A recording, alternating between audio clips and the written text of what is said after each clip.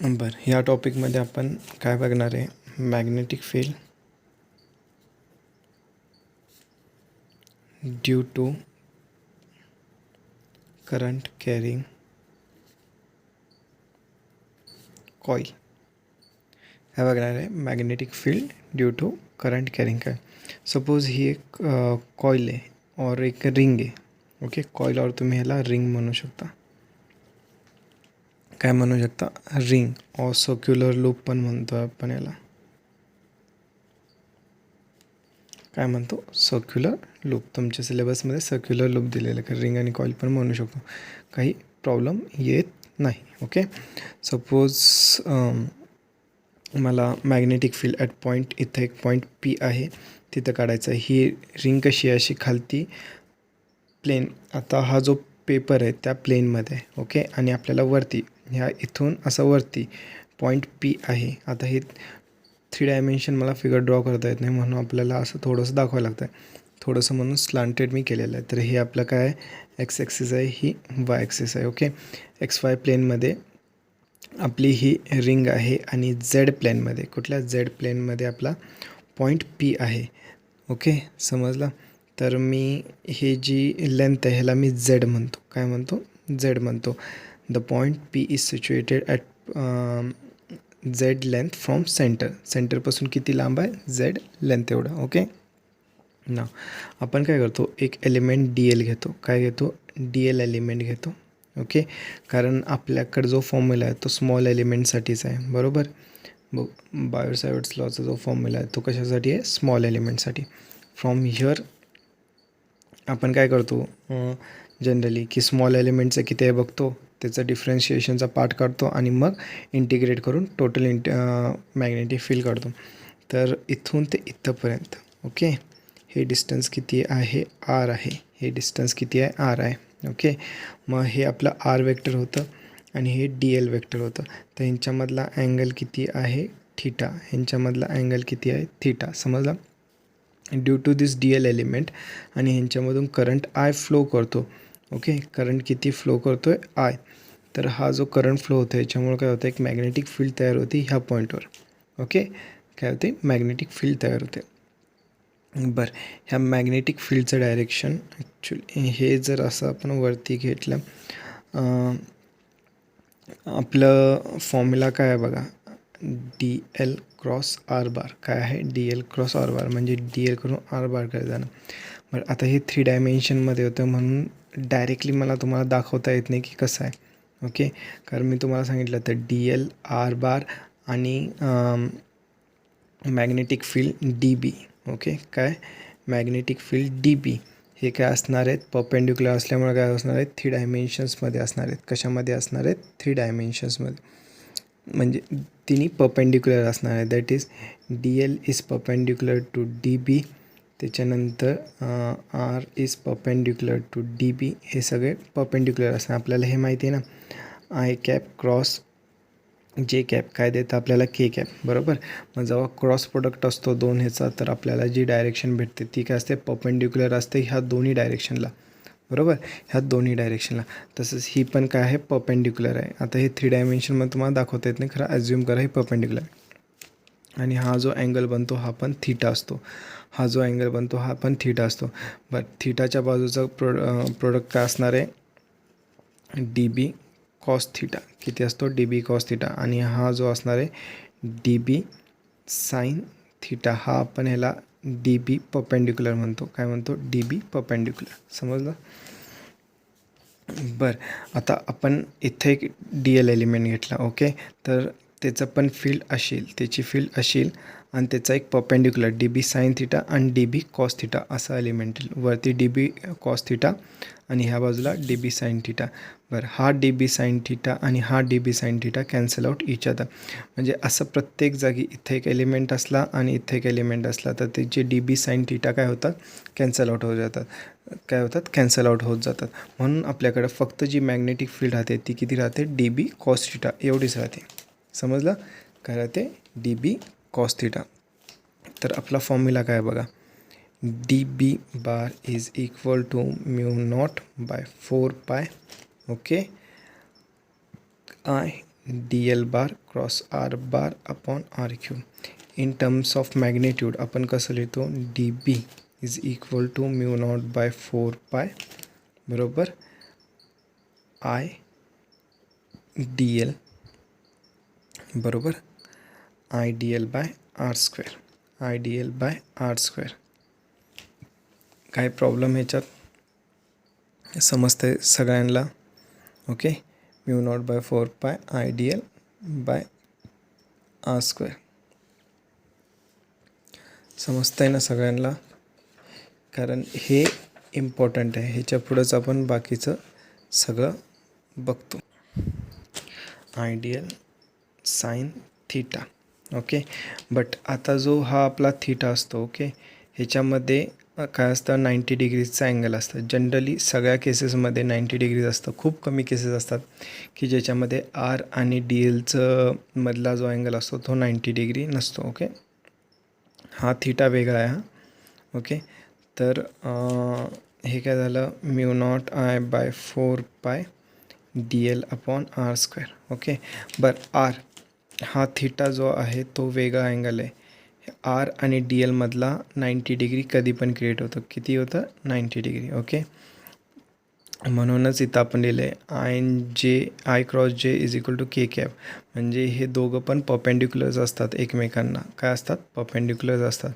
तसं इथं परपेंडिक्युलर्स असतं आर बार आणि जे बार. आता हे 3D मॉडेल तुम्हाला नीट समजावता येत नाही म्हणून. बरं, थीटा अँगल. ओके, बरं हा थीटा आहे बरोबर. तर जर मला आरची व्हॅल्यू काढायची असेल तर आरची व्हॅल्यू काय येणार बघा.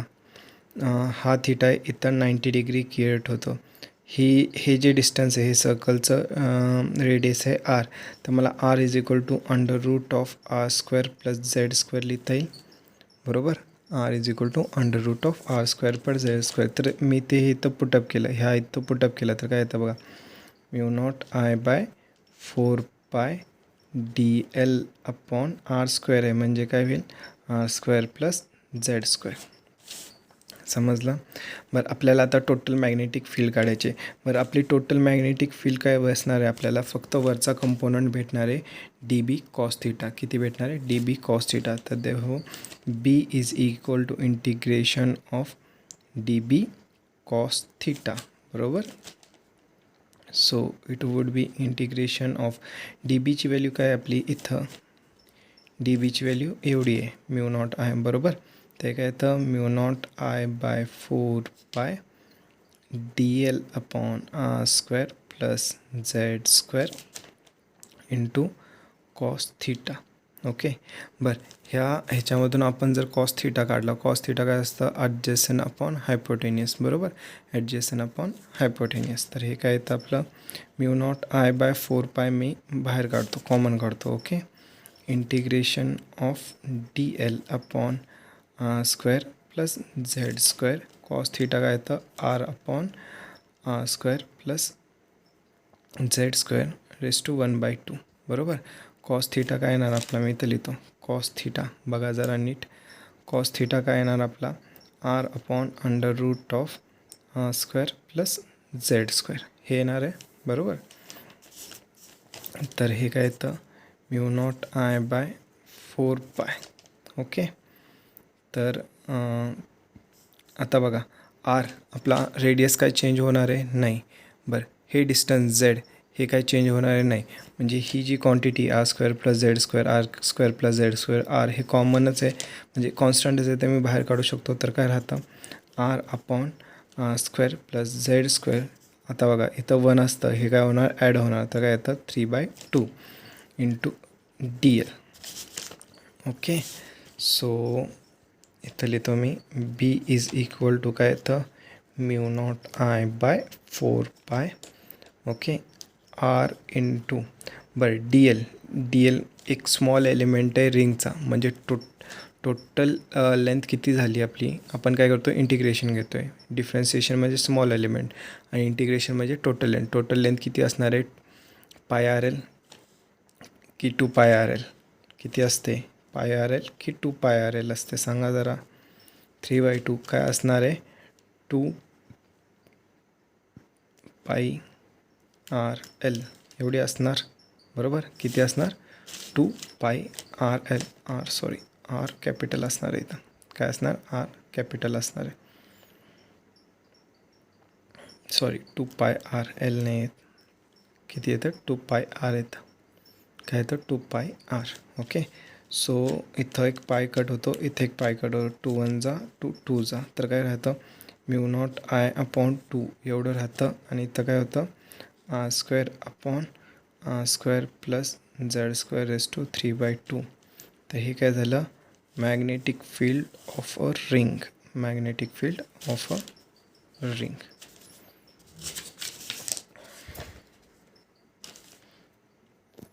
आता आपण ह्याचं डायरेक्शन बघूया. सपोज ही काय करंट कॅरिंग कॉईल आणि हे आपलं काय करंट फ्लो होतो आहे. परत मी तुम्हाला बायर सायवर्ट्स लॉचं सांगितलं. तर काय करायचं थंब आपला प्लेस करायचा इन डायरेक्शन ऑफ करंट. आणि माझं बघा थंब डायरेक्शन ऑफ करंट आहे. तर माझं मॅग्नेटिक फील्ड कशी असणार अशी पेपरमधून बाहेर येणार. म्हणजे ह्या लूपमधून अशी बाहेर येणारी असणार आहे. ओके. ह्या लूपमधून बाहेर येणारी अशी. ओके. त्याचं हे डायरेक्शन असणार आहे. ओके. बरं. एक मॅग्नेटिक जी लूप असते और सर्क्युलर कॉईल असते ही बिहेव्ज ॲज अ मॅग्नेट. काय करतं behaves as a magnet. It behaves as a magnet. Okay. नाव हे कसं करतात ते पण सांगतो. बघा इथनं काय होतं आहे बघा फ्लक्स बाहेर पडतो आहे. बरोबर. म्हणजे हा जो इथं त्याने दाखवलेला आहे हा वरची फेस असणार. ओके. सपोज आता अशी रिंग आहे. ओके. ह्याच्यामधून बाहेर येतं आहे. ओके. काय येतं आहे का फ्लक्स बाहेर येतो आहे. तर ही जी वरची फेस असणार आहे. ओके. ही वरची फेस काय असणार आहे नॉर्थ पोल असणार आहे. तर ही वरची फेस काय असणार आहे नॉर्थ पोल. ओके. आणि इथून फ्लक्स आत जातो आहे. ओके. इथून फ्लक्स आत जातो आहे. म्हणजे ह्याच्या जी खालची फेस असणार आहे उलटी. तर इथनं काय होतं आहे आत जातो आहे. तर हा काय असणार आहे साऊथ पोल. तो खालचा जो साईड असणार आहे ती काय असणार आहे साऊथ पोल. तर ह्याचं एक तुम्हाला नॉर्थ पोल आणि साऊथ पोल कसा काढायचा ते पण सांगतो.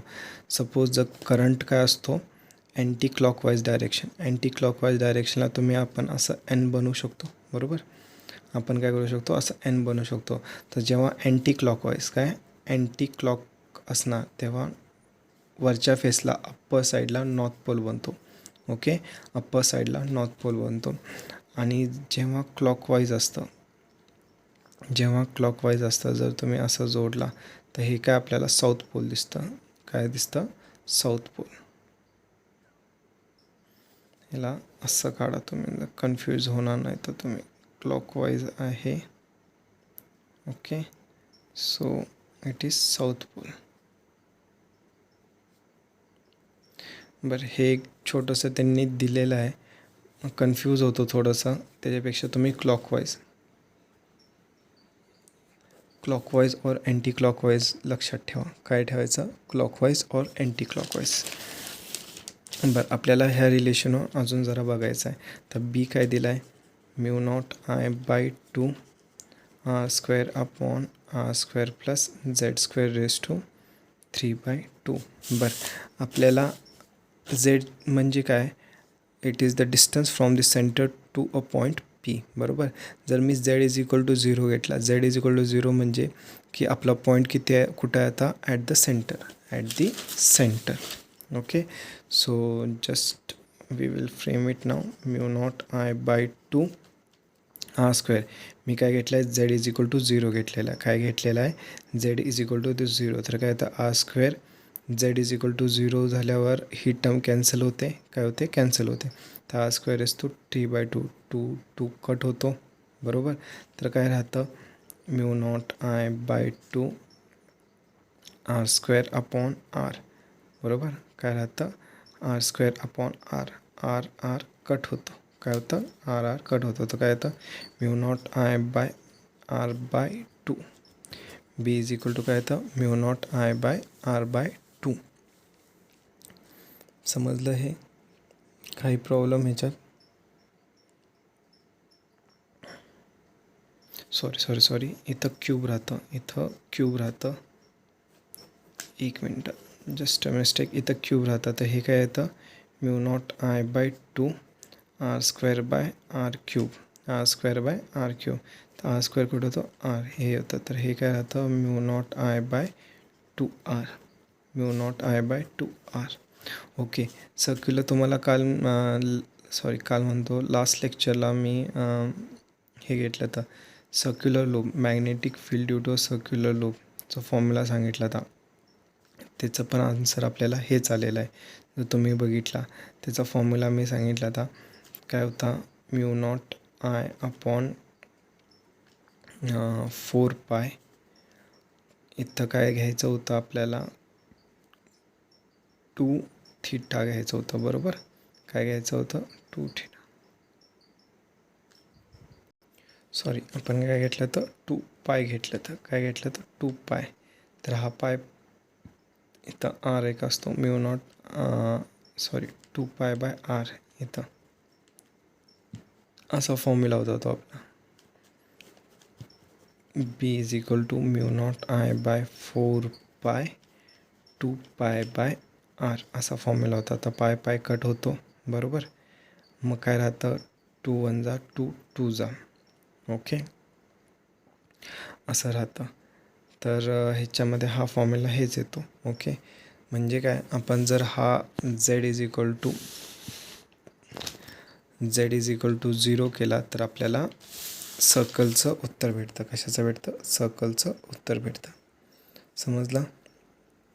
तर हे नीट लक्षात घ्या. नेक्स्ट लेक्चरला आपण एम्पियर लॉ बघूया.